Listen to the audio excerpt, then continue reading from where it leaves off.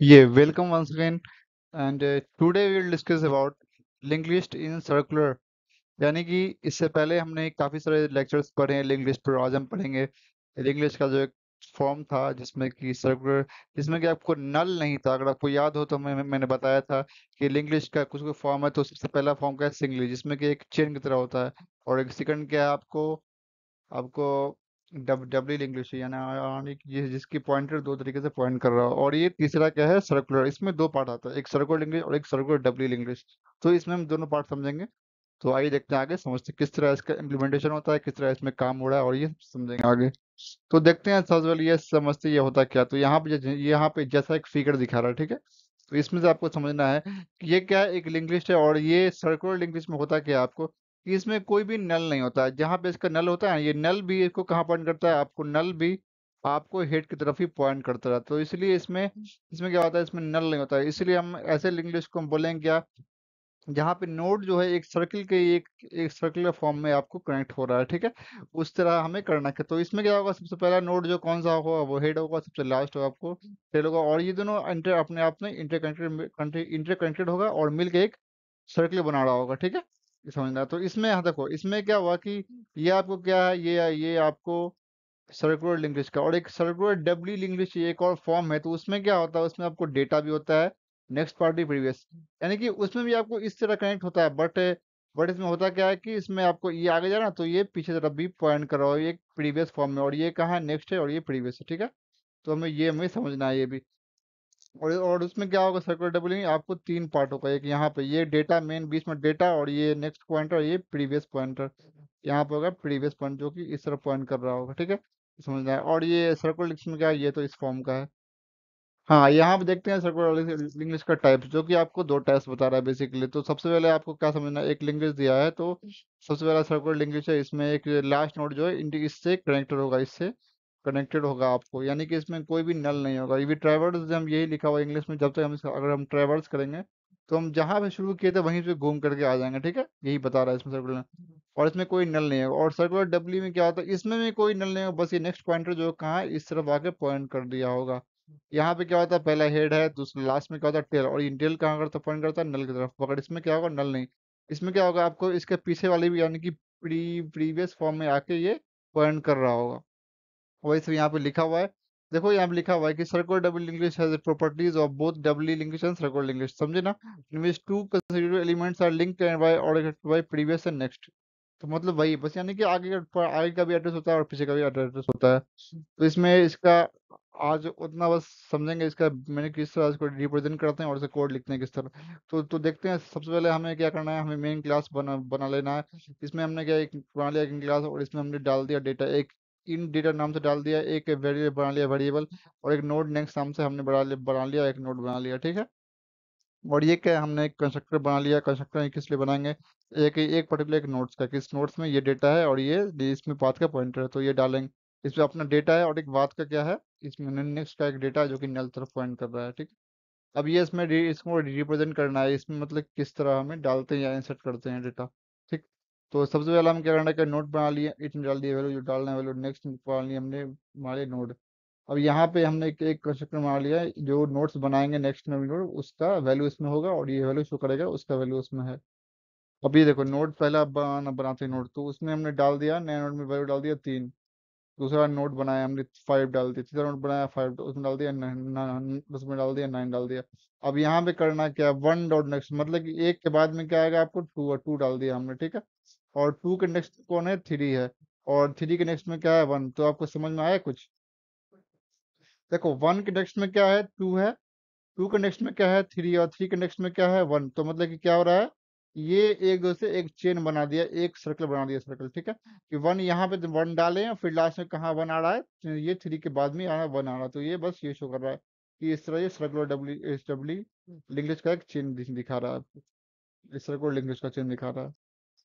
इसका कोड से समझते हैं। तो हमने एक क्लास बना लिया है, उसमें स्टैटिक वेरिएबल बना लिया है हमने एक, यानी कि स्टैटिक एक फंक्शन बना लिया नोड नाम से क्लास, ठीक है। एक क्लास बना लिया नोड नाम से। इसके अंदर हमने एक फंक्शन बनाया, ये या फिर एक, जिसमें क्या डाल रहे हैं, जिसमें आपको एक हेड है और एक रेफरेंस डेटा टाइप है और एक डेटा में डाला जो डालना है हमें। तो इसमें सबसे पहला हमने करना क्या है, नोट जो पॉइंटर, एक पहला पॉइंटर जो आ रहा है उसको उस एक पॉइंटर बना बना लेंगे। पॉइंटर ये क्या बन गया, ये एक आपको एक ऑब्जेक्ट बन गया, ठीक है। अब ऑब्जेक्ट के थ्रू हमने इसमें डेटा डाल दिया, और नेक्स्ट में हमने डाल दिया हेड का रेफरेंस डाल दिया, ठीक। वो हम चेक करेंगे, यहाँ पर खाली नहीं होगा तो हम आगे आगे बढ़ जाएंगे। और यहाँ पे क्या बोलेंगे, नोट का टेम्पोररी एक वेरिएबल जो हेड रेफरेंस था उसको डाल देंगे, कहाँ डाल देंगे, नोट टेम्पोररी वेरिएबल में। फिर हम आगे चेक करेंगे, और टेम्प नेक्स्ट जो है वो अगर हेड रेफरेंस के बराबर नहीं हुआ ना, तो हम क्या करेंगे, फिर जो टेम में था टेम का वैल्यू डाल देंगे, किस में डाल देंगे, टेम के नेक्स्ट पार्ट में। और हम नेल के और हम टेम के नेक्स्ट को जो हम मतलब कि उसमें उसमें डाल देंगे पॉइंटर वैल्यू। ये मीन मतलब कि पहली बार से ये आके मिल जाएगा। और नहीं तो नहीं हुआ है सब, तो फिर हम पॉइंटर नेक्स्ट हम चेक करेंगे, पॉइंटर नेक्स्ट को मार देंगे पॉइंटर, और हेड रेफरेंस को मार देंगे पॉइंटर। ये इसलिए बता रहा है क्योंकि अगर इसमें नेल में कुछ नहीं रहा तो हम ये करेंगे, एक नोड रहा तो खाली उसका रिटर्न कर देंगे, जो हेड होगा आपको हेड का रेफरेंस का वैल्यू, यानी कि पहला पॉइंटर रहेगा। अब हमें इसके करना क्या है, इसे हमें क्या करना है, इसे हमें प्रिंट करना है, ठीक है। तो प्रिंट करने के लिए नोड हम चेक करेंगे, ये बेसिकली बहुत आसान है, इसमें बस प्रिंट स्टेटमेंट डालना है। तो इसमें आपको हमने एक फंक्शन बना लिया प्रिंट नाम से, उसमें नोड हेड होगा पहला, क्योंकि होड एक ही अगर नोड रहेगा तो आपको प्रिंट करना है पहले हेड। तो नोड प्रिंट डाल दिया हमने हेड का वैल्यू, अब हम चेक करेंगे हेड अगर नल के बराबर बराबर हो गया, फिर वहां पे हम एक हम डू वाइल लूप खोल खोल देंगे। और उसका जो हमें इसमें ये डाल देंगे प्रेजेंटली। क्योंकि हो सकता है कि इसमें एक बुलियन वैल्यू वैल्यू या फिर फ्लोट, सॉरी यहाँ पे हो सकता है कि यहाँ पे एक फ्लोट वैल्यू हो। और उसमें हम क्या डाल देंगे, टेम का जो डेटा आ रहा है उसे हम प्रिंट कर देंगे, फिर क्या करेंगे, आगे आगे हम बढ़ाते जाएंगे हर बार, और ये आगे बढ़ता जाएगा। और नहीं तो फिर एक वाइल लूप खोलना है, हाँ मतलब वो डुवाइल लूप खोलना है हमने। तो पहले उसके बाद अगर नहीं हुआ तो फिर अगर टेम पे हिट के बाद नहीं हुआ तो फिर हम बाहर निकल जाएंगे। उसके बाद एक, और ये इसलिए क्योंकि खाली स्पेस बन जाएगा, इससे खाली स्पेस ये यानी कि नेक्स्ट लाइन में ही आ जाएगा, नेक्स्ट लाइन जिस तरह ये प्रिंट, जिस तरह ये लाइन है इसके बाद छोड़ के ये नेक्स्ट लाइन पर आ जाएगा इससे स्लैश एन से, ठीक है। और हाँ, यहाँ पे डू वाइल में क्या होता है कि डू वाइल लूप को पता हो, अगर नहीं पता है तो आप जाके जावा वाले लेक्चर्स में जाकर चेक कर सकते हो।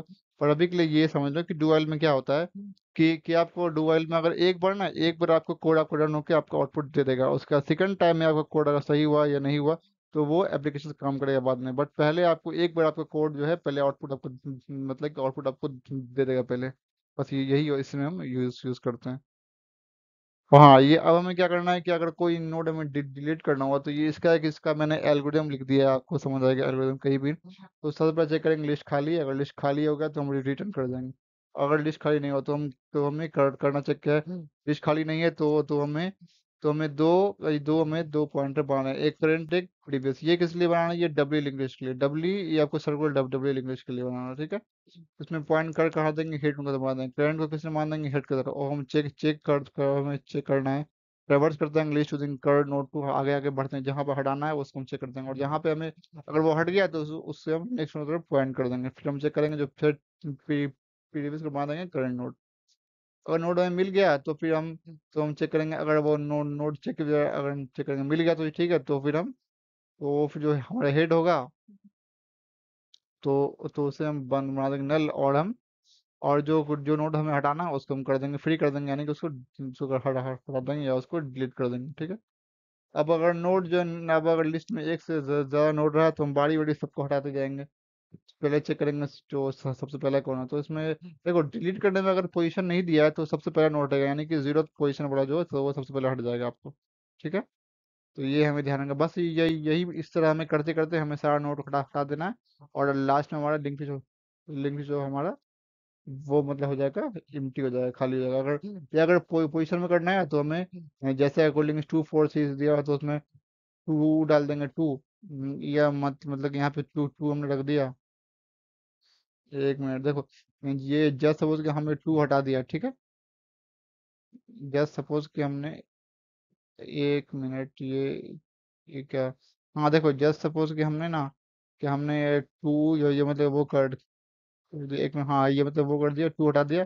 और टू में अगर हटाना है तो उसके उसके साथ हम डाल देंगे एक आपको लोकेशन की वैल्यू डाल देंगे, ठीक है। बस तो इस तरह करना है, एक लोकेशन का वैल्यू हमें टू डालना है, और हमें जीरो इंडेक्स डालना है तो हम तो इसको हम डाल के हटा देंगे, और ये हमारा कोड, यानी कि हमारा लिस्ट जो हट जाएगा। और सर्च करने में ये सर्चिंग तो फर्स्ट चलता ही रहेगा, ट्रेवर्स करना, लूप चलाना, और ये सर्चिंग चलता ही रहेगा। तो आई होप कि आज का लेक्चर आपको समझ आ गया होगा, और हम मिलते इससे नेक्स्ट लेक्चर में हमारा न्यू डेटा स्ट्रक्चर शुरू करने जा रहे हैं, जिसका नाम स्टैक्स होगा, और स्टैक्स एंड फ्यूज। तो उसमें हम सीखेंगे किस तरह इम्प्लीमेंटेशन करते हैं, और उसमें किस तरह हमें सारा काम करना है। तो आज के लिए इतना काफी है। थैंक यू सो मच, मिलते हैं नेक्स्ट लेक्चर में। Keep learning, keep coding, keep practicing questions, और आपको नोट्स मिल रहे होंगे आपके डिस्क्रिप्शन फाइल में। Thank you so much.